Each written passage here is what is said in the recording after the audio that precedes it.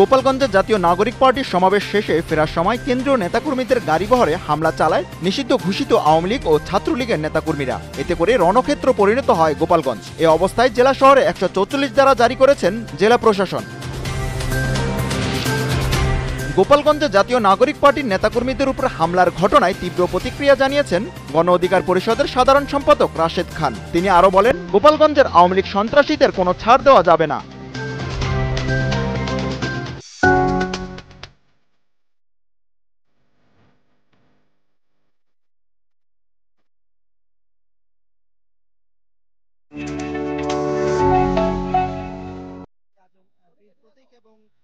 চট্টগ্রামে জুলাই অভ্যুত্থানে শহীদদের স্মরণে স্ট্রিট মেমোরি স্ট্যাম্প ভিত্তিপ্রস্তর স্থাপন করেছেন মুক্তিযোদ্ধা বিষয়ক উপদেষ্টা ফারুকী আজম। দুপুরে জেলা প্রশাসনের আয়োজনে নগরের বদ্দাহাট মোড়ে শহীদ ওয়াসিম সহ 5 শহীদদের স্মরণে স্ট্রিট মেমোরি স্ট্যাম্প ভিত্তিপ্রস্তর স্থাপন করেন তিনি। এ সময় তিনি বলেন, সারা দেশে গণ অভ্যুত্থানে শহীদদের স্মরণে ভিত্তি স্থাপন করবে সরকার। 844টা জায়গায় এই শহীদ স্মৃতির ফলক স্থাপন করা হবে, যেই জায়গায় তারা নিহত হয়েছেন সেই জায়গার স্মরণে।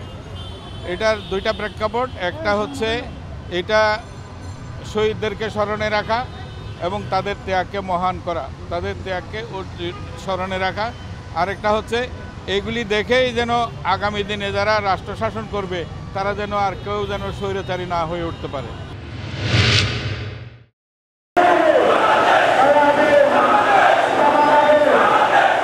সারা দেশে আইন শৃঙ্খলা পরিস্থিতি অবনতি ও ষড়যন্ত্রমূলকভাবে দেশকে অস্থিতিশীল করার চেষ্টার প্রতিবাদে বিক্ষোভ মিছিল করেছে চট্টগ্রাম মহানগর স্বেচ্ছাসেবক দল।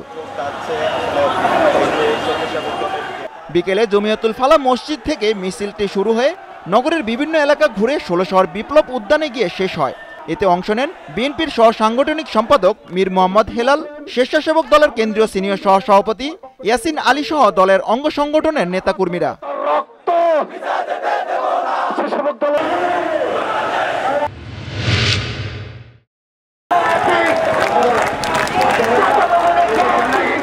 গণতন্ত্র পুনরুদ্ধার ও তারেক রহমান সহ বিএনপি নেতাদের বিরুদ্ধে চলমান অপপ্রচার, আইন শৃঙ্খলার অবনতির প্রতিবাদে চট্টগ্রামে বিক্ষোভ মিছিল করেছে জাতীয়তাবাদী পাট শ্রমিক দল। সকালে জুলাই অভ্যুত্থানে 20 শহীদ ও আহতদের প্রতি শ্রদ্ধা জানিয়ে শুরু হয় কর্মসূচি। এতে প্রধান অতিথি হিসেবে উপস্থিত ছিলেন জাতীয়তাবাদী পাট শ্রমিক দলের সভাপতি সাইদ আল নোমান।